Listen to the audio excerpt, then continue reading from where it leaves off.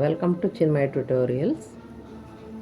ಇವತ್ತು ಕ್ವಶನ್ ಪೇಪರ್ನಲ್ಲಿರೋ ಮತ್ತೊಂದು ಕ್ವಶನ್ನು, ವೃತ್ತಕ್ಕೆ ಬಾಹ್ಯ ಬಿಂದುವಿನಿಂದ ಎಳೆದ ಸ್ಪರ್ಶಕಗಳು ಸಮ ಎನ್ನುವಂಥ ಅದರ ಆಧಾರಿತ ಇಲ್ಲಿ ಒಂದು ಚಿತ್ರ ಕೊಟ್ಟಿದ್ದಾರೆ. ತ್ರಿಭುಜ ಎ ಬಿ ಸಿನಲ್ಲಿ ಏನು ಕೊಟ್ಟಿದ್ದಾರೆ?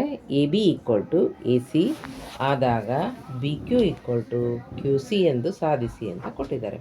ಸೊ ಈ ದತ್ತ A B equal to A C ಆದಾಗ ಅಂದರೆ ಇಲ್ಲೇ ಎ ಅನ್ನೋದು ವೃತ್ತಕ್ಕೆ ಬಾಹ್ಯ ಬಿಂದು, ಹಾಗಾಗಿ ಪ್ರಮೇಯಿಂದ A P equal to A R equation number 1.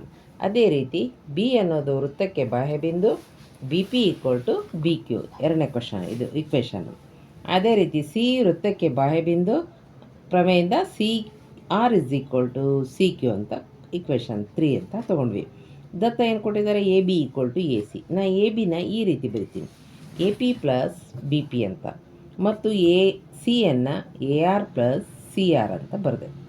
ಆದರೆ ಇಕ್ವೇಷನ್ 1, 2, 3ಇಂದ ಎ ಪಿ ಬದಲಾಗಿ ಎ ಆರ್ ಬರಿತೀನಿ, ಬಿ ಪಿ ಬದಲಾಗಿ ಬಿ ಕ್ಯೂ ಬರಿತೀನಿ, ಆ್ಯಂಡ್ ಎ ಆರ್ ಹೇಗಿದೆಯೋ ಹಾಗೆ ಇಟ್ಟಿದ್ದೀನಿ. ಈ ಕಡೆ plus C Q, C R ಬದಲಿ ಸಿ ಕ್ಯೂ ಬರ್ತೀನಿ. ಸೊ 1, 2, 3 ಮೂರು ಇಕ್ವೇಷನ್ ಬಳಸಿ ನಾವು ಇಲ್ಲಿ 3 ಟರ್ಮ್ಗಳನ್ನು ಚೇಂಜ್ ಮಾಡ್ತೀವಿ. ಎರಡು ಬದಿ ಸೇಮ್ ಟರ್ಮ್ ಬಂದ್ವಿ. ಈಗ ಯಾವುದದು? A R is equal to, ಈ ಕಡೆನೂ ಎ ಆರು ಈ ಕಡೆನೂ ಎ ಆರ್ ಇದ್ದಾಗ, ಸೇಮ್ ಟರ್ಮು ಸೇಮ್ ಚಿಹ್ನೆ ಇದ್ದಾಗ ಎರಡನ್ನು ಕ್ಯಾನ್ಸಲ್ ಮಾಡ್ತೀವಿ. ಹಾಗಾಗಿ ಎರಡು ಬದಿ ಎ ಆರ್ ಕ್ಯಾನ್ಸಲ್ ಆಯಿತು ಅಂದರೆ ಉಳಿತೇನಿದೆ B Q equal to C Q R Q C. So ಇದು ನಮ್ಮ ಪ್ರೂಫ್.